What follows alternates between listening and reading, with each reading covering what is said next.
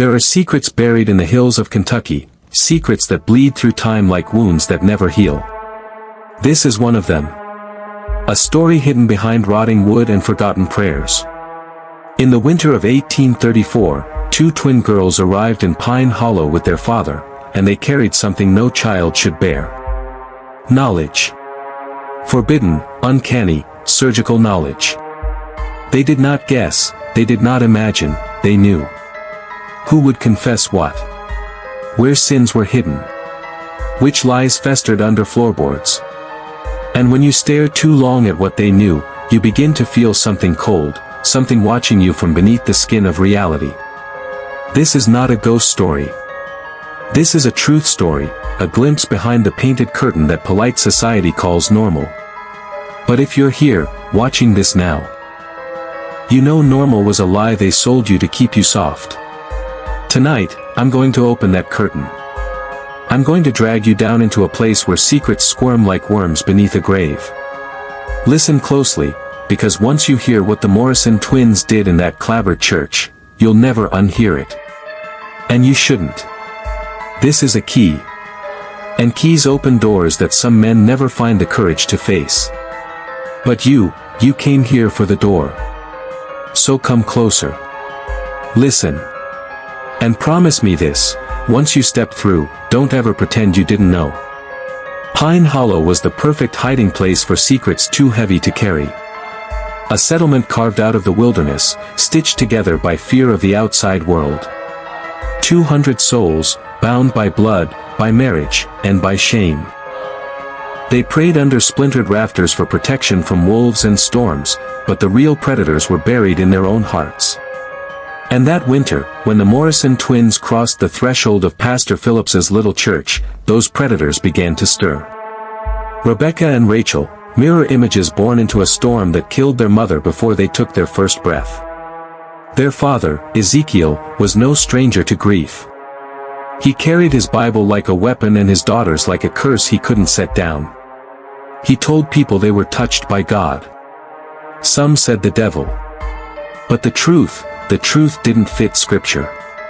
Because when the twins spoke, they spoke facts no living soul had whispered aloud. Secrets a man only mutters into a pillow when sleep takes him hostage. And they didn't just speak of the present, they reached backward, digging through decades of silence. And forward, tearing open futures people thought were still locked away behind tomorrow's dawn. So when Rebecca looked Pastor Phillips in the eye that bitter morning and told him about the bottle hidden under the floorboards, he knew, the twins weren't guessing. They were extracting. Peeling back his skin, rib by rib, until the secret he'd buried was laid out for the whole world to see. And yet, that was only the beginning. When word spread through Pine Hollow that the Morrison girls had unearthed the pastor's hidden shame, it didn't spark outrage. It ignited fear. The congregation gathered in hushed clusters, men who'd built the church with their own calloused hands, women who'd birthed and buried children under that same roof. They whispered about witchcraft, about visions, about the devil's tongue on innocent lips. But behind every muttered prayer was something darker, relief. Because if the twins could see the pastor's secret, maybe they could see everyone's. On the second night of their stay, the congregation demanded a meeting. Candles flickered in trembling hands as neighbors packed the tiny sanctuary. Rebecca sat by the altar, her feet barely touching the floor, her sister Rachel pressed close beside her like a shadow-given form. Ezekiel stood behind them, gaunt, hollow-eyed, more witness than father now. One by one, the people asked questions they didn't dare ask each other. Who stole the missing calf last harvest? Who buried the stillborn baby behind the old well? Who really started the fire that took the Miller barn and nearly the Millers too? And one by one, the twins answered. Calm. Precise. No hesitation, no mercy. Each truth fell like an axe stroke, cutting away the pretty lies that held Pine Hollow together. Husbands stared at wives in horror. Friends turned on friends. And as the candles burned lower, they realized something terrible. The girls weren't revealing secrets to destroy them. They were simply revealing them. Like pulling worms from the meat. And if the twins could do that, what else could they do? Pastor Phillips, trembling in the glow of those dying candles, wrote later that it felt like Judgment Day had come early, but there was no thunder, no trumpet, no merciful end. Just two small girls, their voices soft and clear, peeling the rot out of Pine Hollow one confession at a time. But even that wasn't the deepest cut. It wasn't what they knew, it was how they knew it. Rebecca claimed it was dreams. Rachel said she heard things in the silence, a whisper behind a whisper that told her where the darkness hid. Ezekiel, hollow and sunken by the third night, admitted to Phillips that it hadn't always been like this. When they were small, the visions came in flashes, harmless, even sweet. Finding lost trinkets. Knowing who would knock at the door before the knock came. But as they aged, something opened. And once it opened, it refused to close. One villager, old Abram Miller, demanded a test. He dared the girls to tell him where his grandfather's knife was buried. The blade he'd lost as a boy that no one had seen in 60 years. Rachel looked at him without blinking and whispered, behind the west fence, under the sycamore. Wrapped in oilcloth. He laughed. Then he dug. And when he found it exactly as she'd said, rusted, cloth rotted through, the laughter turned to a scream. The congregation fell into stunned silence that night. A silence that stretched on, so heavy it felt alive. Because they realized this was no trick. No showman's sleight of hand. The Morrison twins could see through them. And once you understand someone can see through you, you start to wonder if there's anything left of you at all. By dawn of the fourth day, the mood in Pine Hollow had turned rancid. The same people who'd crowded into the church to watch the twins unmask their neighbors now huddled behind locked doors, whispering that the girls were unholy, unnatural. Some muttered that Ezekiel was a sorcerer, that his wife's death at childbirth had been a curse, that maybe those twins had never been meant to breathe mortal air at all. But none of them dared say it to his face, because they'd seen him stand behind his daughters like a sentinel, his Bible in one hand, the other resting on Rebecca's narrow shoulder like a commandment carved in flesh. That morning, Pastor Phillips found Ezekiel in the graveyard behind the church, kneeling at a nameless stone. The twins played nearby, quiet as deer in the cold mist. Phillips asked the question any sane man would, "What are they?" Ezekiel's reply was a whisper cracked with exhaustion, "I don't know anymore. Maybe a gift. Maybe a debt I'm paying for Sarah's soul." He confessed something then, that sometimes, late at night, when the girls dreamed in their fevered twin language, they spoke of places not of this earth. Temples buried under forests. Names no man alive should know. Events not yet born. Phillips wrote every word into his journal, hand shaking. He knew already this record would outlive him, that someday, someone would find it and feel the same cold finger on their spine that he felt now. Because the truth was this, the Morrison twins didn't just see secrets. They collected them. And somewhere behind those soft, unblinking eyes, all those sins were stacking up like tinder for a fire no one could stop. By the evening of that fourth day, the twins' presence had divided Pine Hollow like a blade through soft wood. Some families locked their doors tight and prayed the girls would vanish with the dawn. Others, twisted by desperation, came crawling to Ezekiel's borrowed cabin in the dead of night, desperate to know the unknowable. One man, desperate to find gold he claimed his grandfather buried during the war. A woman, hollow-eyed, clutching a locket of her dead infant, begging to know if her child was at peace or if his soul lingered, restless and cold. Rebecca answered every plea with that eerie, measured calm. Rachel spoke less, but when she did, it was like cold steel slipping into flesh, sharp truths that left people staggering out into the frost, clutching new wounds that would never heal. Pastor Phillips watched it all from the shadows, torn between horror and fascination. Each secret revealed didn't just free the villagers, it chained them tighter. Because once you taste hidden knowledge, you can never go back to being blind. That night, a storm rolled down the hills, rattling the old church windows like skeletal fingers. Inside the cabin, the twins lay side by side on the floor, their breath slow, their eyes fluttering beneath closed lids. Ezekiel knelt beside them, whispering prayers that sounded more like bargains. Phillips, standing by the door, asked the question that had been coiling in his gut since the first revelation: what if they're not dreaming? What if they're remembering? Ezekiel turned, eyes hollow, voice low. Then heaven help us all, because it means they've seen things we were never meant to see. And if you've followed me this far, remember this is no bedtime tale, it's a mirror. The Morrison twins were just children. But what they unlocked in that church still lives somewhere. Secrets don't die. They wait. And they hunger for new mouths to speak them. The storm battered Pine Hollow through that endless night, tearing branches from the trees like bones snapping under unseen hands. Inside the tiny cabin, Phillips couldn't sleep, not with those voices drifting from the floor where the twins lay. Not voices like children whispering dreams, but voices like old water under stone. Murmured names. Ancient phrases in tongues no one in Kentucky had any right to know. At one point, Rachel sat up straight, her eyes wide open but empty, staring through Phillips like glass. She spoke a word he couldn't spell, but the moment she said it, he felt it settle in his chest like ice.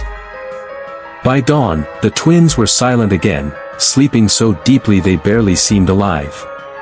Ezekiel sat watch all night, a man shackled to a riddle he could neither solve nor escape.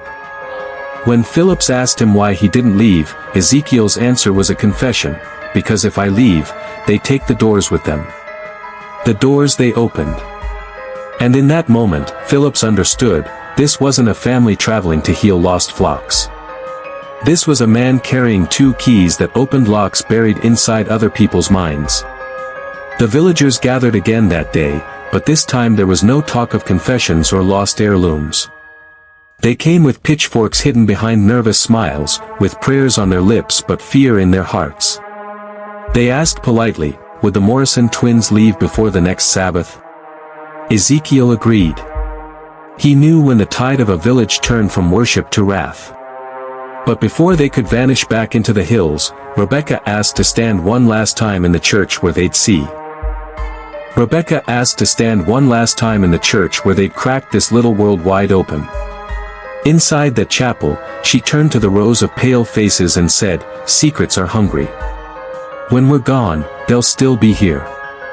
Beneath the floorboards. Behind your teeth. Waiting for someone brave enough to listen. And now, that someone is you.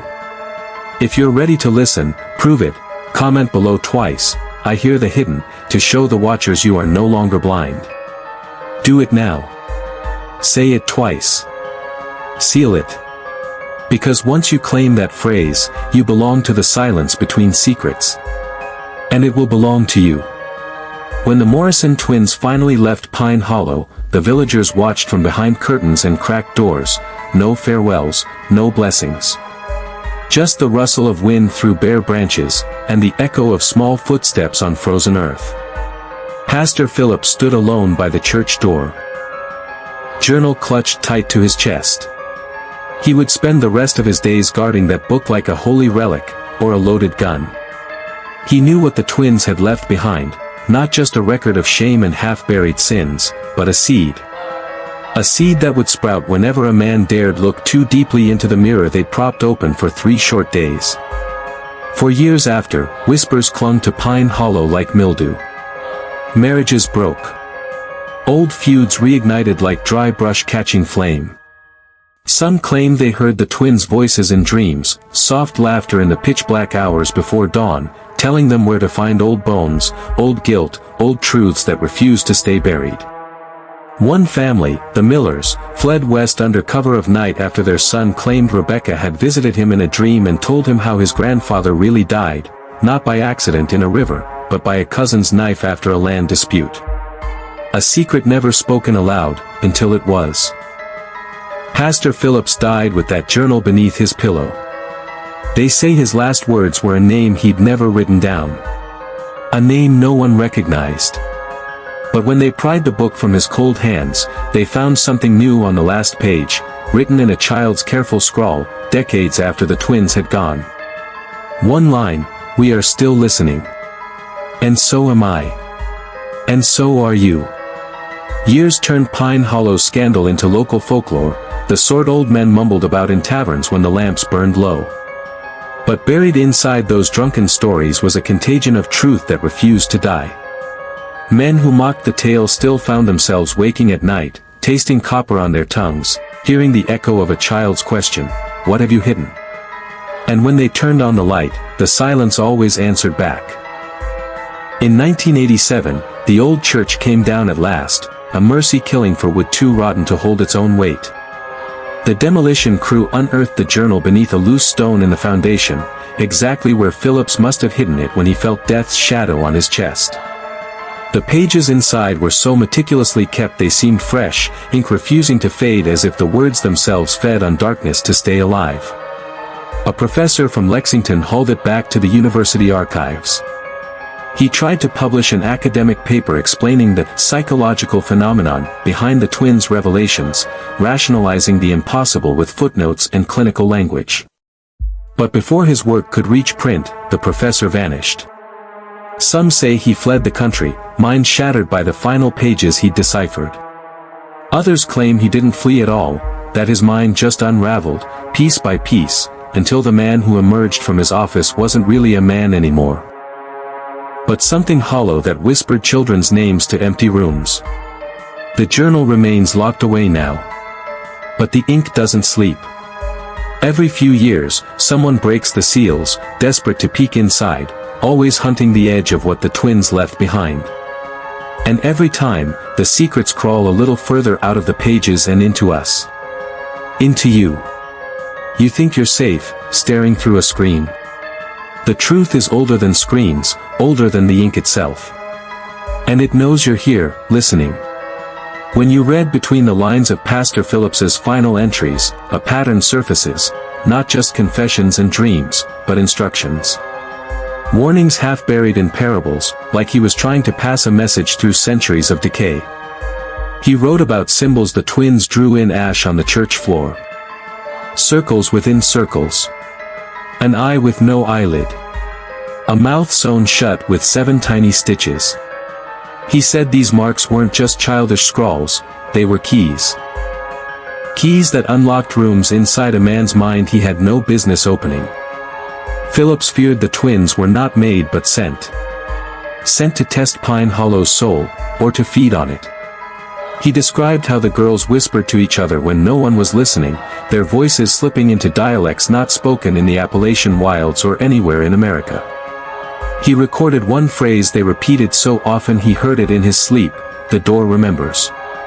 Over and over, like a heartbeat behind plaster walls. Some nights he heard them talking to something that wasn't there, answering questions in the darkness. And each answer carved deeper into his faith until the pages turned feverish, desperate. He wrote of shadows that flickered when the girls walked by, though no lantern burned. Of dreams where he stood in that same chapel, but the pews were filled with watchers who had no faces, only open mouths. And the last line before the final blank page is the one that claws at you if you dare linger on it too long. They are gone, but the door is open. And the door is hungry. The question you have to ask now, which door?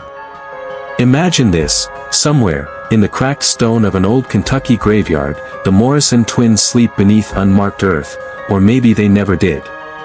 Maybe Ezekiel carried them deeper into the hills, further from the reach of prying eyes and trembling pastors. Maybe they walked straight out of Pine Hollow and into legend, leaving only a trail of men who woke up drenched in sweat, convinced they'd heard a child's voice at the foot of their bed whispering their worst secret back to them. You think you'd be safe from them now, buried by distance, by the centuries that stand between your soft, comfortable now and that harsh winter of 1834. But secrets are not buried. Secrets are seeds, they burrow deep, they root in the cracks of memory and family trees. Pastor Phillips knew this. That's why he hid his final confession in riddles and burned pages that no archivist ever found. But ash is patient. It seeps into the veins of any fool who stirs it. Some say there are families in those hills who still carry the blood of the twins, children born with pale eyes and dreams they never speak of. Old women who see your lies before you open your mouth. Men who wake at night and dig at the floorboards beneath their beds because something tells them what they lost is waiting there. Look around you right now, every wall you trust to keep your secrets in. It listens. The floor beneath your feet remembers. And once you know that, you can't unknow it. So ask yourself, what did the Morrison twins really unlock? And more importantly, what did they leave open in you? If you've made it this far, you've felt it, that tremor in your chest, that hush in the back of your mind where your own hidden things live. That's not fear. That's recognition. The Morrison twins weren't witches or prophets. They were reminders, walking, breathing proof that the walls between your thoughts and the world are thinner than you want to believe. They cracked Pine Hollow wide open, but the real damage was never done to that church or those villagers. It was done to anyone who'd ever hear their story and wonder, could someone see through me too? Pastor Phillips's last surviving letter, found decades after the journal, warned of a greater danger. He wrote of a night when he woke to find Rebecca at his bedside, staring with those two old eyes. She whispered, "Secrets don't belong to people. People belong to secrets." And in that moment, Phillips understood, the real power wasn't in the knowing. It was in the binding. Once you speak a truth aloud, it's not yours anymore. It owns you. And the Morrison twins were nothing but collectors for something older than any church or preacher.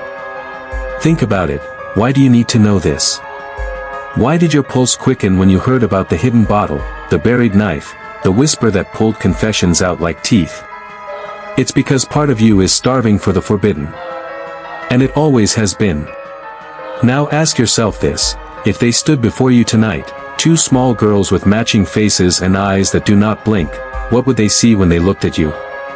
The door Pastor Phillips feared wasn't built of timber and iron, it was built inside your skull. Every lie you tell yourself, every shame you bury so deep you forget where you put it. That's the real Pine Hollow, a hidden village behind your eyes, populated by your oldest memories, your quiet betrayals, your secret cravings. And the Morrison twins? They're not the only ones who know how to knock. It starts so simply, a word that slips from your mouth before you know you're saying it. A name you dream that you've never heard before, but when you wake, you find it etched behind your eyelids like an old scar. You wonder where it came from. But deep down, you know. Secrets travel. They infect. They breed in silence and fear. Phillips once wrote that he saw Rebecca smile at Rachel in the middle of a sermon, as if they shared a joke no living soul could survive hearing. He said in that moment he realized they didn't predict the future, they shaped it. The confessions they forced out were seeds they planted in trembling soil. The shame they unearthed fed them. And somewhere in those Appalachian hills, that hunger never died. So here's your piece of forbidden history, the twins didn't vanish into the woods. They spread. Every man who spoke his secret aloud carried the infection forward. A chain of whispered truths that curls around your throat even now. Remember this, you're not watching this story. The story is watching you. So what do you do now, standing at the edge of this dark inheritance? Do you shut the door, pretend the floorboards under your feet are empty, the whispers in your dreams are just echoes of stress and sleepless nights? Or do you lean closer, press your ear to the wood and listen for the scratching underneath, the soft voices testing your resolve? You think this is just Kentucky folklore, a strange curiosity from a damp century you can safely admire from behind glass. But secrets like these don't fade with the ink. They breed in minds hungry for forbidden knowledge. Men like you, have always carried this sickness forward, generation by generation, feeding it with your lies, your hidden shames, your desperate need to know. The Morrison twins didn't create it. They just cracked it open. Pastor Phillips knew. That's why he sealed his last words inside a puzzle no scholar has ever solved. A puzzle that isn't written in Latin or Greek, but in the parts of you that flinch when no one is looking. That feeling right now in your chest. That's the puzzle opening. That tightening behind your ribs. That's the old door swinging on rusted hinges. If you've heard me this far, don't think you're untouched. You've invited them in. Every truth you're hiding is trembling, begging to be spoken. The Morrison twins aren't coming to find you, you're becoming them. And once that seed takes root, you'll never see your own face the same way again. This is your final crossing, the last plank in the rotten bridge between legend and the raw, bleeding thing we call reality. Look around you now. Everything you think protects you, locked doors, passwords, masks of polite conversation, all of it is kindling for secrets hungry to burn. The Morrison twins showed Pine Hollow the truth: nothing buried stays buried, and nothing hidden stays yours forever. Some men flee from this knowledge. They drown it in bottles, bury it under work, distractions, screens glowing at 3 a.m. But not you. You're still here. Listening. Leaning closer. That means something lives in you that refuses to kneel before the lie of normal.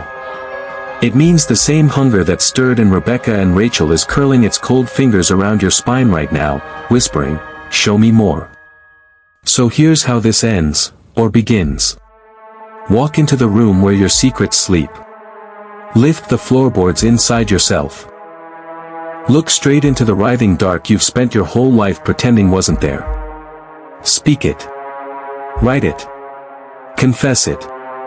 Because the Morrison twins didn't break Pine Hollow. They freed it. They proved that once a man faces the truth of what festers in him, he can't be controlled the same way ever again. This is your inheritance. Dangerous knowledge. Forbidden clarity. Take it or turn away. But if you take it, seal it now. Comment again below, "I hear the hidden." I hear the hidden. Twice, like a hammer on the door you just unlocked.